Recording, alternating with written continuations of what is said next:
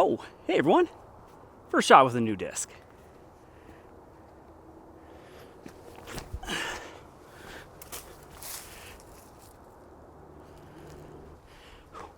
That's right, we're taking a look at the new Wysocki Proto Putter from Discraft.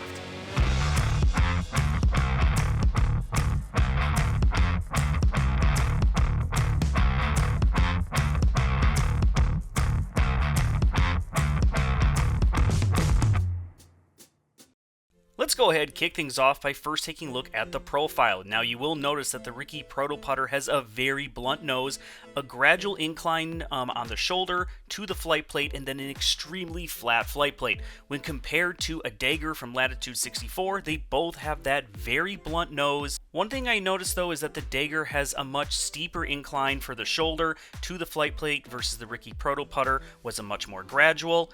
See with the shot here, the Proto Putter has a very flat flight plate, and also like the Dagger, the Proto Putter has an extremely large bead. Something else that sets the Proto Putter apart from others is that it has this kind of textured foil top. Now it's mostly just another foil that is broken up to give like an illusion of a texture. However, since it is more like a foil, it's not really grippy. It's actually a little bit slick to me. But this plastic itself is extremely stiff, as you can see, so if you do like stiff putters, this could be right for you. Also, this is a very tall disc, so it's very, very deep, so if you're not a fan of deep putters, you might want to shy away.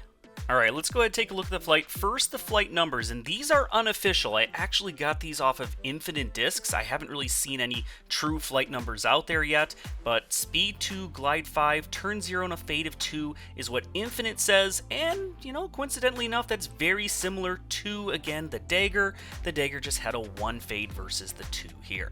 So, how is the flight? Well, with the Ricky Proto Putter, when you put it on a hyzer line, it's gonna hold the hyzer very well. I was really surprised how torque resistant it was. It didn't really get much of a flip up at all. Even when thrown flat, it really didn't have like a slow panning turn and then say stabling up and hyzering back. No, it just kind of held that line, and then as it started to slow down, it started to hyzer out. Not an extremely like very harsh dump, say like, you know, a zone or something like that.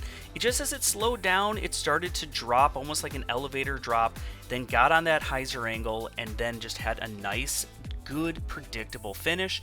And then when I did start throwing it on an anhyzer line, both kind of slight anhyzers and also, as you're going to see, steep anhyzers, it'll hold the angle a little bit, it'll start to level itself out, and then depending on how much anhyzer you give it, it did start to fight out of the slight anhyzers a bit and started to hyzer out versus more on the steeper angle. It really just held the anhyzer to the ground. So I wouldn't necessarily call this an extremely overstable putter, but it does have good torque resistance and it does hold the angle that you release it.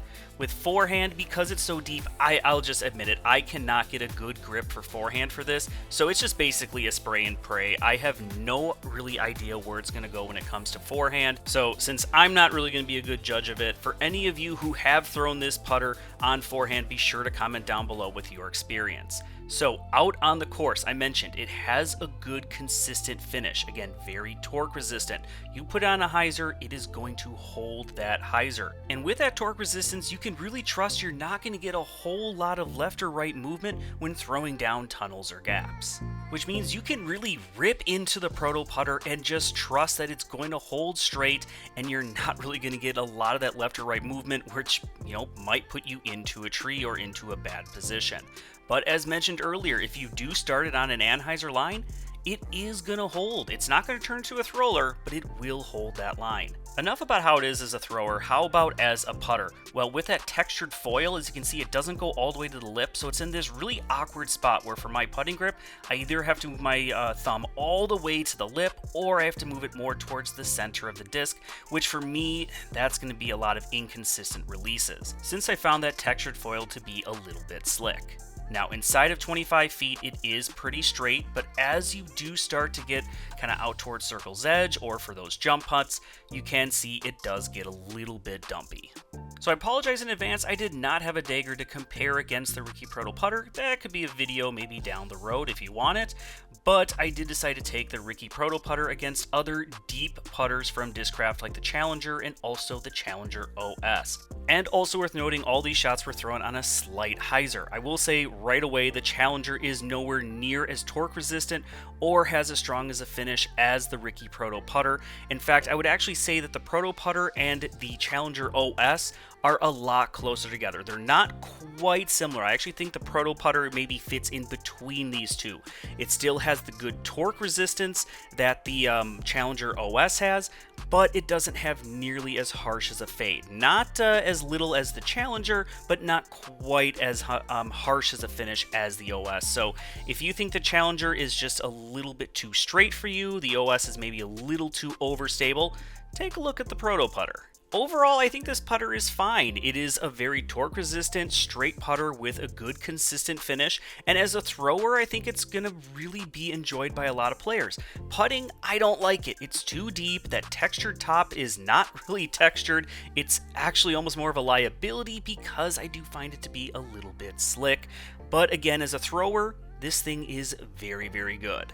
Well, as always, everyone, thank you all so much for watching. I hope this video helps you out. Be sure to visit Great Lakes Disc in order to buy your next purchase. Till the next one, keep banging chains.